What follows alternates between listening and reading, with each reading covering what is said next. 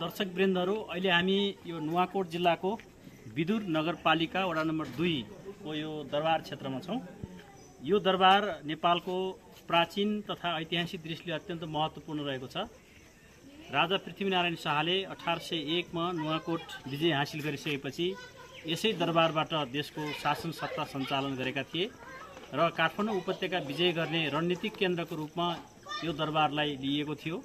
अहिले हामी यो दरबार नजिकै रहेको भैरवी मन्दिरको प्राङ्गणमा छौं।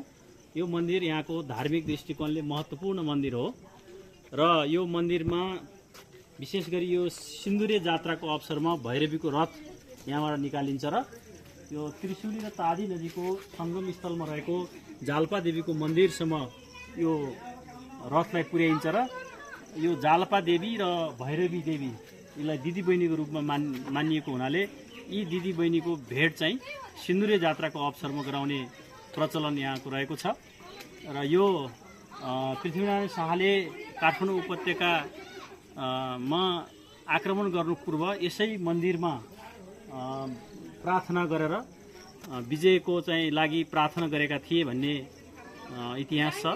त्यसैले पनि यो मन्दिरको धार्मिक तथा ऐतिहासिक महत्त्व अत्यन्त राम्रो छ। यहाँ यो मन्दिर क्षेत्र चाहिँ ऐतिहासिक रूपले विभिन्न प्राचीन कला संस्कृतिसँग जोडिएको छ। यहाँ चाहिँ अरू मन्दिरका पुजारीहरू बस्ने घरहरू पनि छन् अनि यहाँ चाहिँ विभिन्न कलाकृतिहरू ऐतिहासिक हाम्रो संस्कृति यहाँ देख्न सकिन्छ। 7 तले मन्दिर भने अलि अगाडि छ। त्यो 7 तले मन्दिर पहिले 9 तले थियो, पछि 1990 सालमा आएको भूकम्पले त्यो क्षतिग्रस्त भएर 2 तला घटेर अहिले 7 तला छ र त्यसपछि पनि 72 सालको भूकम्पमा क्षति भइसकेपछि अहिले त्यो पुनर्निर्माणको क्रममा छ। यो नुवाकोट खास गरी नेपाल एकीकरणको सुरुवातको क्रममा अत्यन्त महत्त्वपूर्ण स्थानको रूपमा छ। पृथ्वीनारायण शाहले गोर्खापछि यसै ठाउँमा आक्रमण गरेर यहाँ विजय प्राप्त गरेका थिए। त्यसपछि नेपाल एकीकरणको सूत्रपात यहीँबाट भएको थियो। दर्शक वृन्दहरू, अहिले हामी नुवाकोट जिल्लाको विदुर नगरपालिका वडा नम्बर 5 स्थित यो जालपा देवी मन्दिरको प्राङ्गणमा छौँ। यो जालपा देवी मन्दिर ऐतिहासिक, सांस्कृतिक र धार्मिक दृष्टिकोणले अत्यन्त महत्त्वपूर्ण मन्दिर हो। यो नुवाकोटकै 7 तले दरबार नजिक रहेको भैरवी देवी मन्दिरको एउटा दिदी बहिनीको रूपमा रहेको छ, किनकि जालपा देवी भैरवी देवीको दिदी बहिनीको रूपमा रहेकोले यहाँ चाहिँ चैत्र शुक्ल पूर्णिमाको दिनमा सिन्दुर जात्राको क्रममा दिदी बहिनीको भेट गराउने एउटा चलन पनि यहाँ चलिआएको छ र यो स्थान यस कारणले पनि इम्पोर्टेन्ट छ कि यसै स्थानमा नेपाल एकीकरणको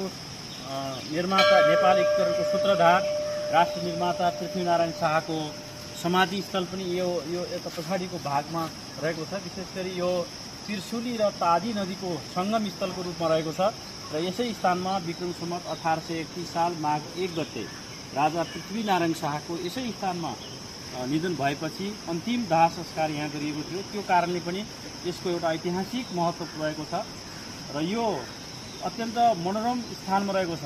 एकातिर त्रिशुली नदी बगिरहेको छ भने अर्कोतिर तादी नदी बगिरहेको छ। यसको सङ्गम स्थलको रूपमा रहेको यो मन्दिर र यहाँको यो पृथ्वीनारायण शाहको समाधि स्थल यो नेपालको इतिहासमा एउटा ऐतिहासिक, धार्मिक र सांस्कृतिक दृष्टिकोणले महत्त्वपूर्ण रहेको छ। धन्यवाद। यो नेपालको राजघाट मानिन्छ। यो तादी नदी र त्रिशुली नदीको सङ्गम स्थलको रूपमा रहेको छ र यसै नदीको यो सङ्गम स्थलमा रहेको यस स्थानमा नेपाल राष्ट्रको एकीकरण गर्ने राष्ट्र निर्माता बडा महाराजराज स्वर्गीय पृथ्वीनारायण शाहको समाधि भएको थियो, अर्थात् उहाँको अन्तिम दाह संस्कार यसै ठाउँमा गरिएको थियो।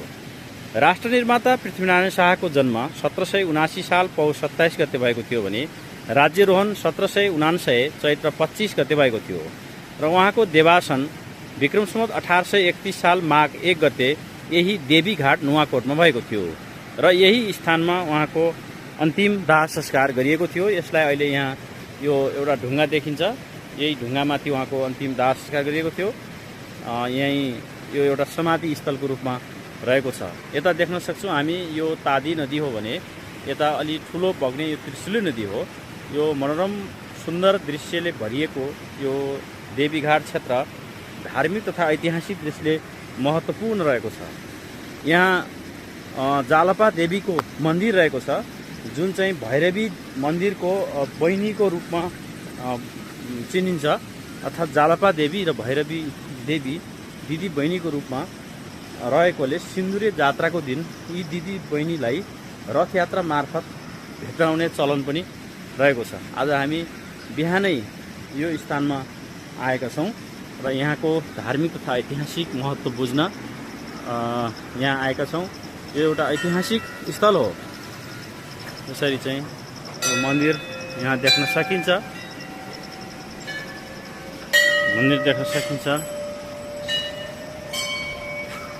यो चाहिँ नेपालको राजघाट अर्थात् देवीघाट रहेको छ। यो तादी नदी यता देखिएको दृश्यमा भने पारिपट्टिको चाहिँ त्रिशुली दृश्य छ।